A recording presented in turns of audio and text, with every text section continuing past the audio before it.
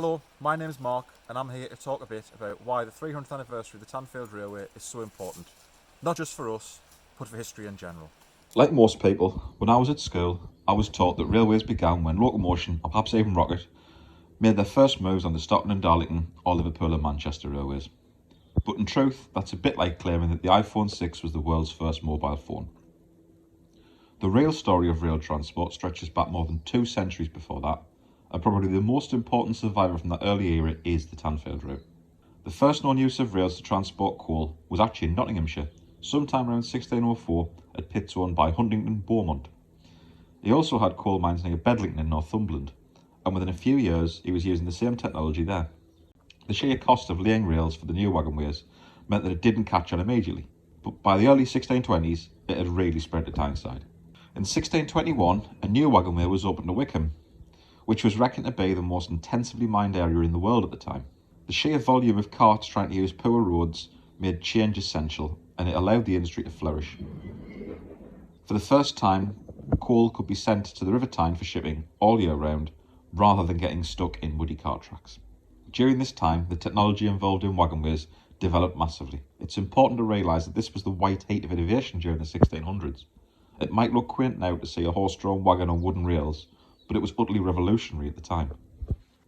Another consequence of the new technology was that it made mining coal further from rivers an economically viable proposition for the first time. The expansion of the coal trade made some families immensely powerful and rich.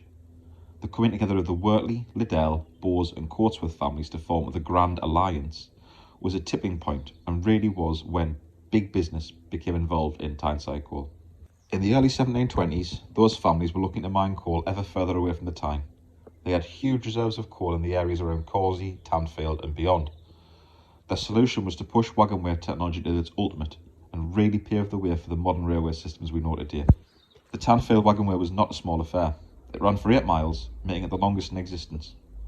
To make the route as level and efficient as possible meant huge earthworks on a scale never seen before. And of course, the Tanfield Arch, here at what is now known as Causey. It was the largest single-span bridge anywhere for decades. This was real civil engineering of the type that railway builders even now would recognise.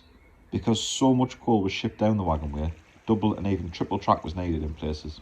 The areas with the most use had their wooden rails covered in iron plates. Even features like turntables that we associate with much more modern railways were here, a full century before the Stockton and Darlington Railway. At the time, the work drew attention from the world over.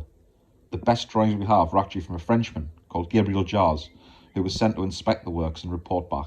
It was only during the Victorian era, when great engineers sought to further their public appeal, that the understanding of the role of the Tanfield Waggonway in the evolution of railways was lost. But fortunately, enough documentary evidence of the waggonway era survives, and since the mid-20th century, dedicated historians have been piecing more and more of the history together. The pioneers were people like Albany Baker, who was celebrated for his engineering on the Tanfield route at the time, but are now almost forgotten. They deserve to feature just as strongly in the history of railways as Stevenson or Hudson. We owe it to the world, to history, to make sure that more people understand that railways did not just appear overnight. They evolved over centuries, and right here was where that evolution was taking place. Our 300th anniversary in 2025 gives us the opportunity to shine a spotlight on the real story of the railways like never before.